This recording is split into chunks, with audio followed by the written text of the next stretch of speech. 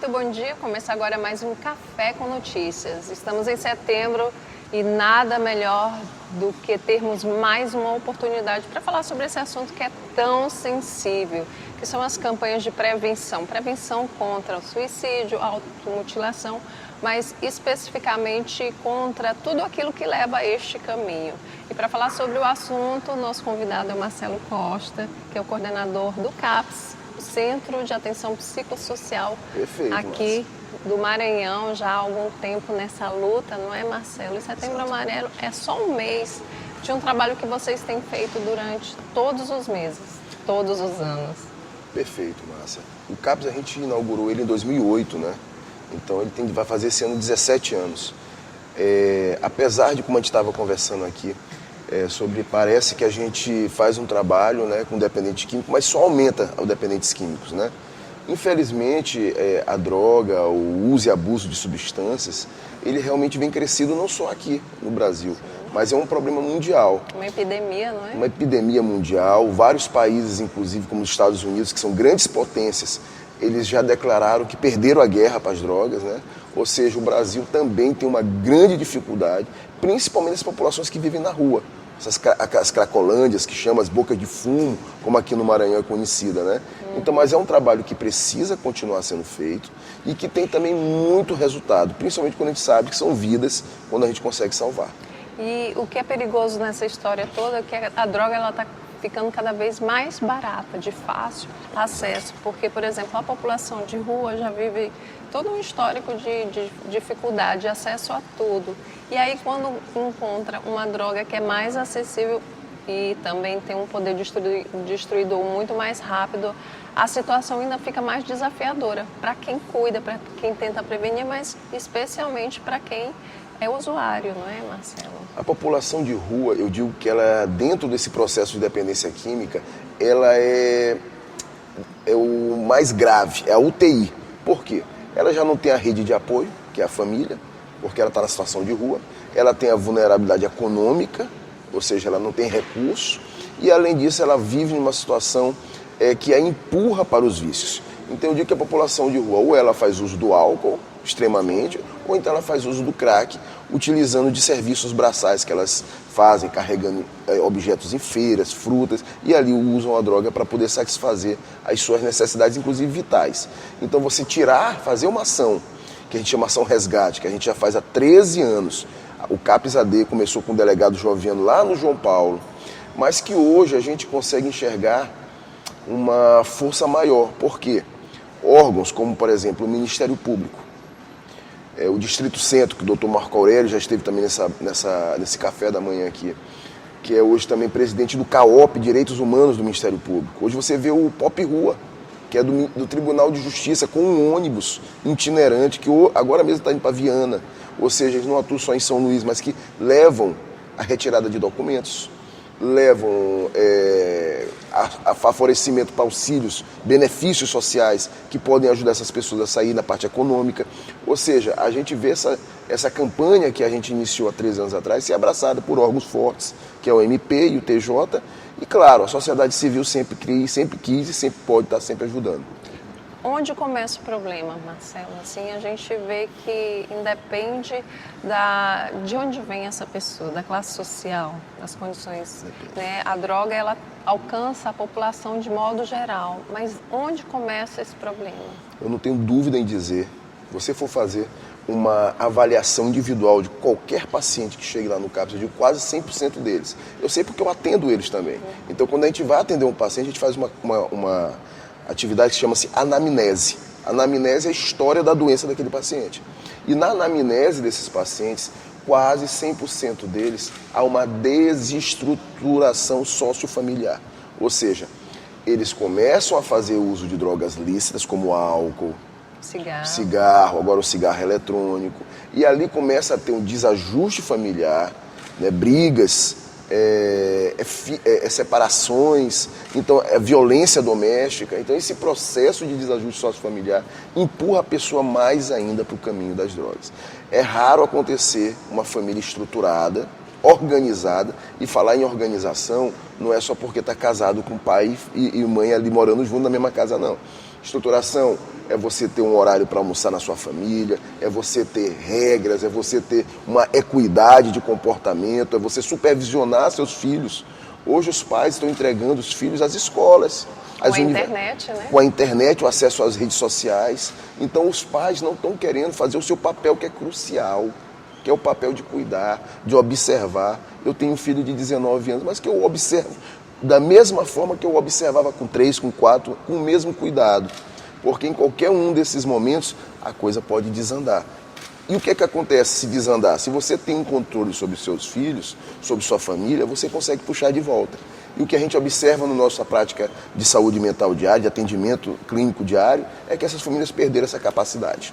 Por isso a importância dessa parceria entre os órgãos, a escola, a família, as instituições, sempre atentas a essas questões que são muito visíveis, cotidianas. A gente vê muita gente que está, de fato, ali naquele momento, naquele grupo. Você anda numa praça, por exemplo, você vê aquele grupinho, você vai observar, são pessoas que já estão, desde muito novas, utilizando a droga. E aí vem um trabalho importantíssimo, que é isso que vocês fazem, de resgate. Não é compulsório, você precisa trabalhar a vontade da pessoa também de ser resgatada. Como estão os números do CAPS hoje? Esse ano nós fizemos 17 ações resgates, algumas isoladamente com as Sencas, outras em parceria com grandes órgãos como o Tribunal de Justiça e Ministério Público. Eu gosto de dizer que a gente resgatou dessas 17 ações, vamos dizer, mais de 120 pessoas. Dessas 120 pessoas, 80 definitivamente, 81 saíram das ruas.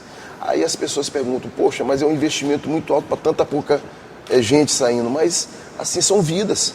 Se você for ver dentro de uma UTI de um hospital, morre mais quem está na UTI do que numa enfermaria, porque a gravidade é maior, né? Sim. Mas, assim, o que a gente observa de maior impacto nessas ações é conhecer a realidade dessas pessoas. E é uma realidade igual à nossa, só que em algum momento aquela pessoa desviou o seu caminho. E aquele caminho foi um caminho errado, foi um caminho escuro, foi um caminho da dependência química, e que para sair desse problema envolve N situações. Por isso que eu gosto sempre de dizer que o melhor caminho para enfrentar as drogas em qualquer parte do mundo será a prevenção. Sim. Será realmente as famílias terem um olhar mais esperto para os seus filhos, é a educação, é na escola. O diálogo, né? O diálogo, ele não pode nunca deixar de existir, ele tem que ser diário, né? Então, quando a gente trabalha essa questão da prevenção, a gente vai ter, sim, resultados bem melhores com o enfrentamento à droga no Brasil. O CAPS também faz um trabalho com as famílias dos dependentes, tem esse apoio, porque é uma situação muito complicada, muito difícil. Geralmente é a mãe que fica ali naquele apoio, tentando resgatar o filho, e é muito dolorido para ela ter que lidar com isso. É o tipo, quem cuida dessa mulher que cuida, né? Vocês também têm esse trabalho? Perfeito, Márcia. Isso chama-se, inclusive, na literatura médica, como codependência. Sim. A família se torna um refém, um codependente daquele usuário, que muitas das vezes ela precisa também ser medicada para poder dar conta de cuidar. E interessante dizer, as pessoas estão em situação de rua, viu? Sim. Elas não são da rua. Porque vão dizer, ele é de rua. Não, ele não é de rua, ele é de casa. Só que ele está em situação. Por quê? Em algum momento, como eu disse, foram rompidos laços sociais e familiares dele, e ele foi buscar na rua alternativa de vida. Mas essas pessoas, quando começam o tratamento, quando começam os apoios, que a gente tem grupos de apoio à família, eles se reúnem no CAPS, de acordo com as equipes de referência, e eles começam a ver que aquele usuário está tendo uma esperança de melhora, eles se aproximam de novo. A família não tem raiva do usuário, não tem raiva do dependente, ela não sabe lidar com aquilo. E ela não sabe lidar sozinho. Aí está aí o papel do Estado. O papel do Estado, quando eu coloco, somos nós, somos o Estado, o poder público. Dar àquela família condições para que ela volte a ser a protagonista. Porque quem é o protagonista é a família. Eu digo para uma mãe e para o pai, não abandonem seus filhos. Geralmente é a mãe que fica, né? Geralmente é a mãe que fica, realmente, né? A mãe não abandona, né? E muitas das mães chegam assim, doutor, estou entregando ele aqui para o senhor. Eu falei, não, senhora. A senhora pode dividir ele com a gente, mas o protagonismo é seu. E a gente vai ajudar com o quê? Com um remédio de graça, com o atendimento psicológico, com as oficinas, com os cursos de capacitação, que é uma outra esfera que a gente tem desenvolvido muito dentro da unidade. Agora mesmo, tem 15 dias, formamos mais 25 pessoas em técnicos de artesanato, em biojoias, pessoas que estão fabricando em casa suas joias, vendendo de maneira informal, nas praias, nos logradouros públicos, estão ganhando seu dinheiro, porque também tem que dar renda para essas pessoas. E é uma oportunidade de você ter uma vida nova, né? Pensar em uma vida nova, planejar um novo futuro. Marcelo, a gente vai para um rápido intervalo e já já a gente volta a esse papo maravilhoso. Marcelo Costa, que é coordenador do CAPS AD, aqui do Maranhão. Não saia daí, a gente volta já.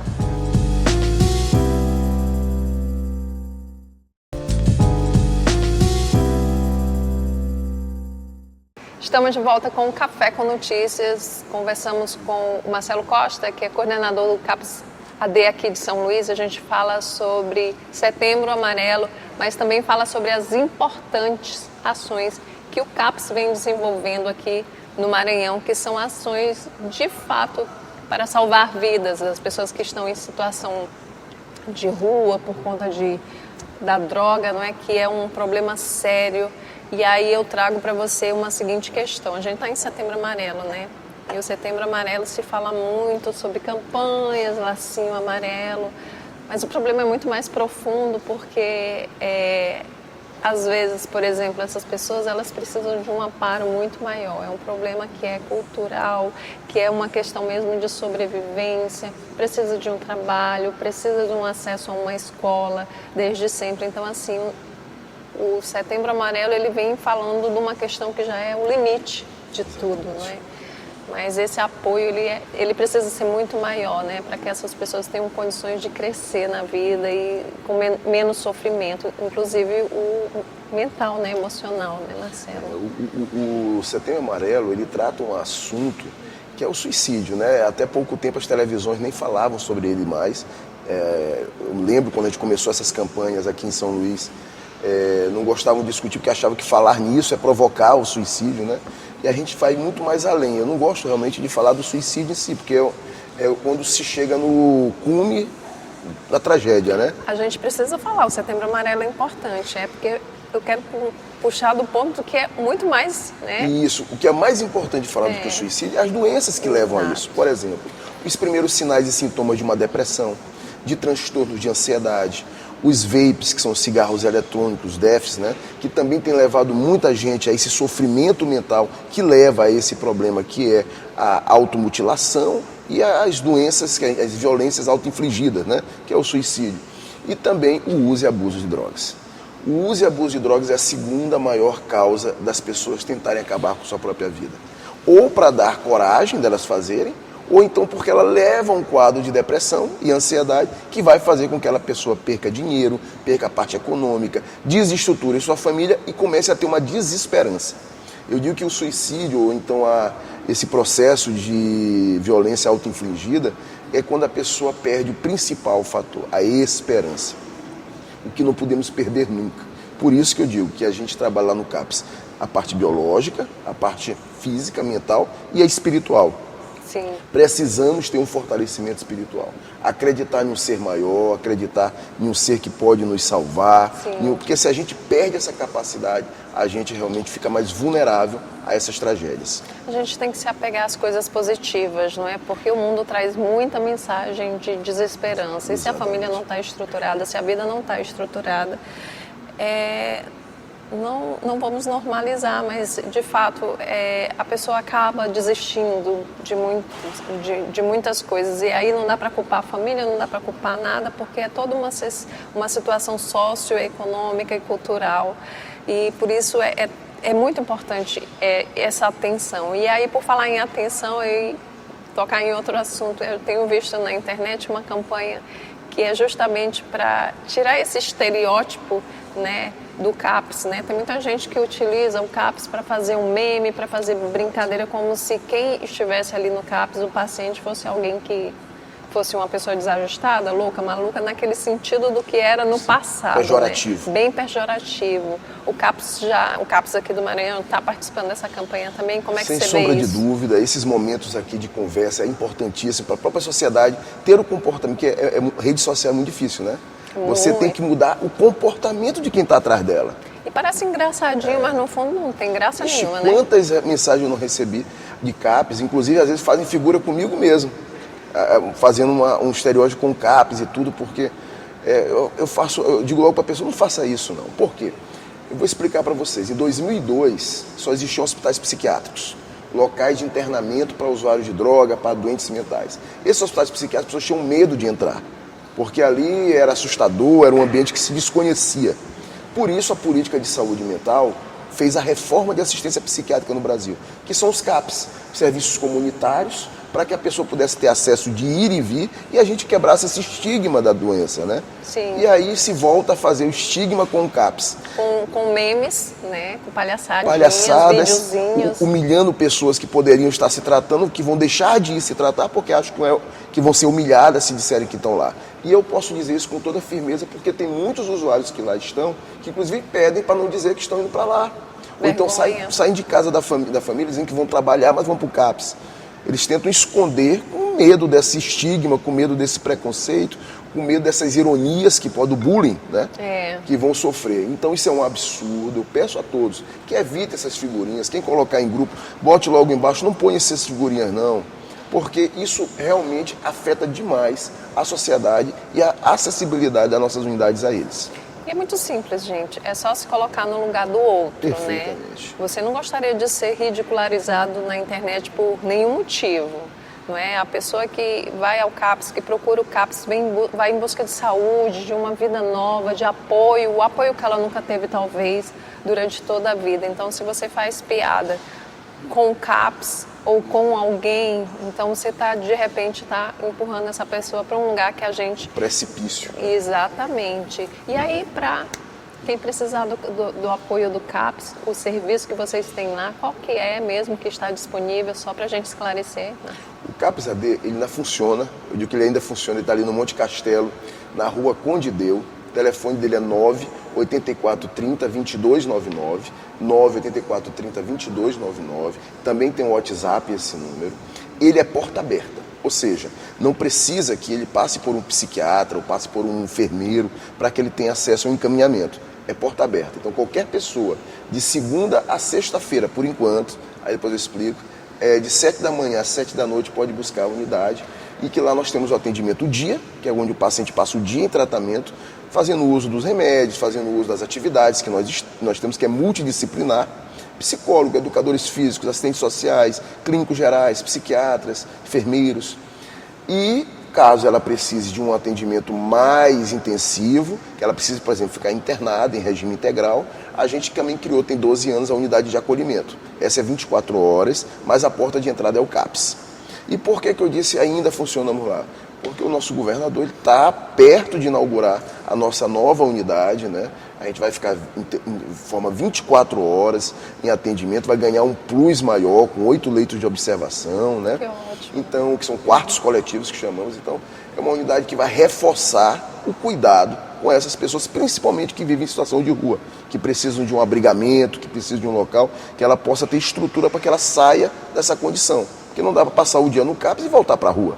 Você precisa de uma estruturação para aquilo. Então vai ser uma estrutura muito boa, já está uma estrutura muito boa, apenas só alguns ajustes para fazer funcionar. Parabéns aí, eu já deixo aqui ao governador, parabéns ao secretário, ao Tiago, porque se empenharam e se empenham diariamente nisso aí. E é uma estrutura importantíssima e talvez seja a maior estrutura do Brasil, aí em termos de atendimento. Merece, né? O CAPS tem 17 anos de muito serviço, então vai ganhar aí uma casa nova, uma roupagem nova e uma perspectiva maior de cuidados. Que bom, a gente torce para que isso aconteça rápido, que cada vez mais pessoas possam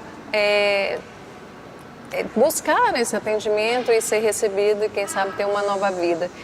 Tem um telefone para contato, se alguém precisar de ajuda, doutor Marcelo, eu estou precisando do seu apoio, o senhor pode vir aqui onde eu estou, só pelo... Perfeito. Tem esse... Você pode usar esse telefone que eu coloquei, o 989-8430-2299, ele é o WhatsApp, inclusive em alguns casos a gente vai na casa da pessoa, sim, não para retirar forçadamente ninguém. A gente não faz internação compulsória e involuntária, que até falando para os juízes aí do interior que assistem, né, não mandem paciente involuntariamente para o CAPS. CAPS não é local de tratamento involuntário, é voluntário. Mas você pode estar agendando uma visita domiciliar, onde uma psicóloga, uma assistente social vai até lá para tentar convencer. E algumas dessas visitas que são agendadas até pela Defensoria Pública, repercute bem. O paciente resolve ir para o tratamento, entendendo melhor que a situação vai ajudá-lo. Com certeza. Tem alguma programação extra por esses dias do CAPS para fazer o convite para as pessoas? Várias. Semana passada já fizemos um campeonato de futebol a pedido do Hospital Nina Rodrigues. Foi lá dentro do hospital, entre os pacientes, né? Onde o nosso time ganhou. Né? Mas quem ganhou, na verdade, foram todos, né? Porque ali a gente está estimulando a atividade física, estimulando o bem-estar. Eu gosto de dizer que no Setembro Amarelo eu vou ter várias palestras, por exemplo, no Ciam Brasil, que são empresas privadas, que a gente vai lá dar aula para elas, para os funcionários, e em troca elas dão aula para os nossos pacientes na parte de empreendedorismo, né? Temos já agendado também palestras nesse sentido e outras atividades, como a gente fez agora a Ação Resgate, também no domingo, na segunda-feira, aniversário de São Luís, e vamos fazer outra durante esse mês para levar ações de saúde mental para a sociedade. É isso, meus parabéns, né, pelo trabalho que vocês vêm desenvolvendo. A gente aqui que é da imprensa e acompanha já há algum tempo essa dedicação dos profissionais do CAPS, em nome do coordenador, que é o Dr. Marcelo Costa, que está aí, né, nessa luta, tentando ajudar pessoas, acolher pessoas e mudar essa realidade que é triste. Infelizmente não dá para salvar todo mundo, mas pelo menos uma sementinha vocês estão plantando e tem com certeza muita árvore já florescendo aqui nessa terra. Obrigada, doutor Marcelo, seja bem-vindo. Estou à disposição de vocês sempre que vocês precisarem. A gente também. Café com Notícias de hoje fica por aqui. Até o nosso próximo encontro.